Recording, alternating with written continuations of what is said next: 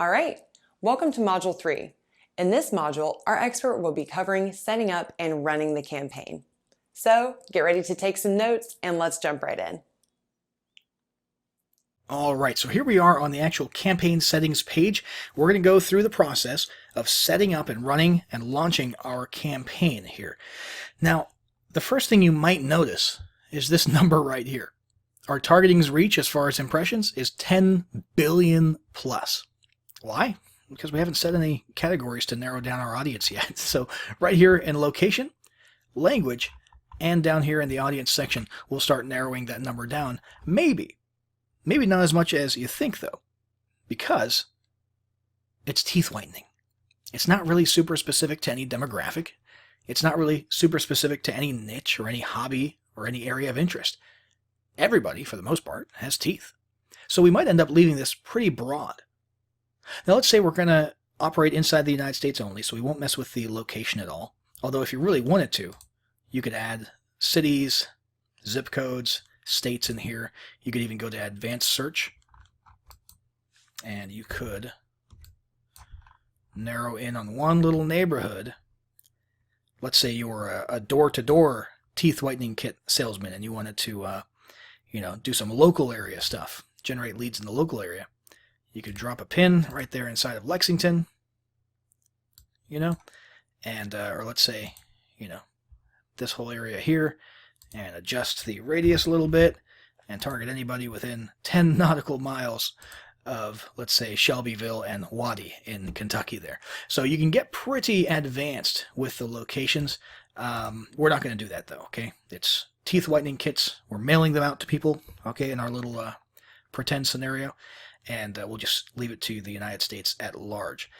Let's come down here. Languages, we'll just stick with English because the ad is written in English. And language doesn't really have any more of an impact on our product or our ad. We want to focus on high quality traffic right here. Or we could focus on clicks and impressions.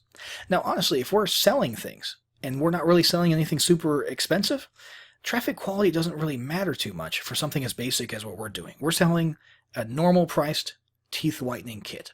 Okay. Now, if we were sort of trying to qualify leads, and sending them into an appointment settings apparatus or something like that, I would be more inclined to focus on high quality traffic. But I think everybody wants white teeth. And so we're going to focus on clicks in our case, okay? There's a bunch of other things you can choose here, by the way.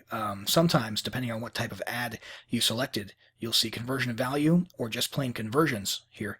In this case, it's grayed out because we haven't set up conversion tracking as another feature within our AdWords account. But if you were to do that, you would be able to optimize here for conversions, which used to be the language, by the way. If you're wondering where that went, it's no longer what do you want to optimize for, it's what do you want to focus on, which I think was just a marketing decision made at AdWords. If you wanted to, you could manually set bids. I'm going to set it to automatically maximize clicks so that we're allowing Google and its algorithms to do all the work, and we're going to just see, after running that for a while, if we're happy with the results that we get. If we're not, we can always change it to manual. But let's trust Google, the almighty Google, and their algorithms for a while. And we're not going to set a CPC bid limit because this is our first campaign for this product. Again, make believe here. And we just want to see what happens first, and then we'll adjust bid limits or manual bidding later on if we want to. But if you wanted to, you could set this at $1, and as you can see here, it won't go beyond that bidding per click. And when we talk about bidding, we're utilizing the old standard auction strategy, which is very complex concept. It's difficult to understand, but you're basically letting the algorithm take over, and you're letting the algorithm know, hey, this is what I'm willing to bid. Okay. We're paying for clicks. Every time somebody clicks, we're paying for a click to our sales page. And let's see here. Budget. Now this is important, okay? Budget does not mean a cap on what you will spend each day, okay? It does not mean a cap. What it does is it takes the average. It says enter the average you want to spend each day. So whatever number you put here, it'll take that number and it'll basically average it out over the course of 30 days so that you will not have spent more than that number times about 30. Does that kind of make sense? So if you put 10 in here, you can expect about $300 to have been spent by the end of the month. Okay. And on, Monday, you might have only spent $5. On Tuesday, you might spend $20. Okay. It's important to understand that this could be double.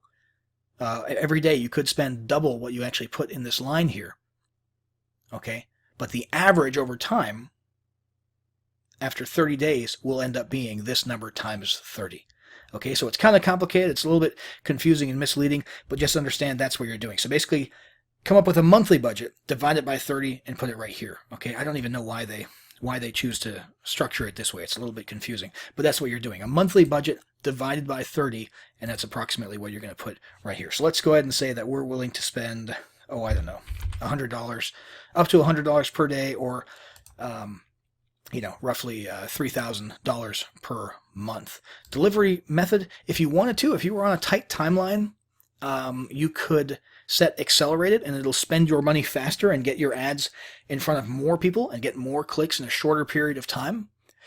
In our case, we don't have, really a tight timeline. We don't have a sales quota to meet by the end of the month. We don't have a specific product launch that ends on a given day. We don't have a live event or anything.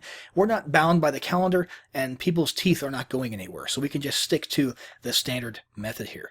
Ad group name, auto-generated, ad group 1, we'll stick with that. And then here we've got audiences. Now audiences, if you have a very specific type of product in a certain niche, you would be doing a lot of poking around in here. In our case, again, it's a teeth whitening solution. So it's in our best interests to keep this relatively broad. But just for grins, so you can see what could be researched in here, let's poke around a little bit.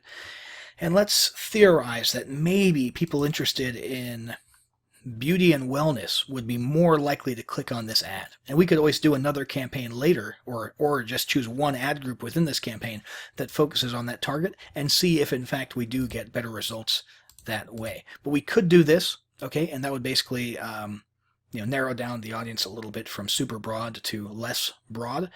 For our purposes, we'll go ahead and keep it. We'll go ahead and keep it as it is without any specific audience restrictions. Demographics. Honestly, we could sit here, do some research, and maybe find out that females are more likely to buy this, which sounds right when I say it. That sounds like something that your average person would think. We don't know that. And oftentimes when you actually do your market research, you'll find out that the reality is different from conventional wisdom. But yeah, we could do research that gives us actual demographic results. In fact, anytime you run an ad campaign, you should have sat down and done some market research and figured out what's called an ideal customer avatar. Okay, where you're actually saying, hey, our ideal customer, the most likely one to purchase, is between 35 and 54, and they're female, right? And their parents and their household income, is in the top 30% or higher.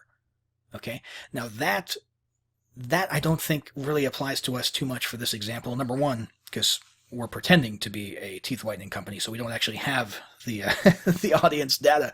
More importantly, though, again, everybody's got teeth. So I think for our first ad ever in the history of our teeth whitening company, we'll leave it pretty broad and then analyze the results afterwards. Okay, it's time to create the ad. Let's click down here, and we'll click on Upload Display Ads. And the final URL for that is whiteteeth.com, like we chose earlier. Click Choose Files to Upload. Go ahead and grab our neat little White Teeth Overnight ad. We'll click Add to Ad Group. And there we go. We've got our ad campaign ready to be started. Create Campaign. Had to click it twice there. And this is a quick summary of all the details of our campaign, okay? So we can review all the choices that we made. Again, we left it pretty broad, so there's nothing super interesting here except for a reminder of course, the daily budget. Let continue, and voila, there we are. Now here's what you want to pay attention to when you're monitoring your campaign after it's launched. Clicks, impressions, click-through rate, and average cost per click. So clicks, obviously somebody clicking. Impression means all the people who saw it loaded on their browser at one point, whether they noticed it or not. That's why it's called, impressions instead of sightings. A lot of people don't even notice ads, right? They have banner blindness. But it was loaded. There's an instance of it being loaded in someone's browser.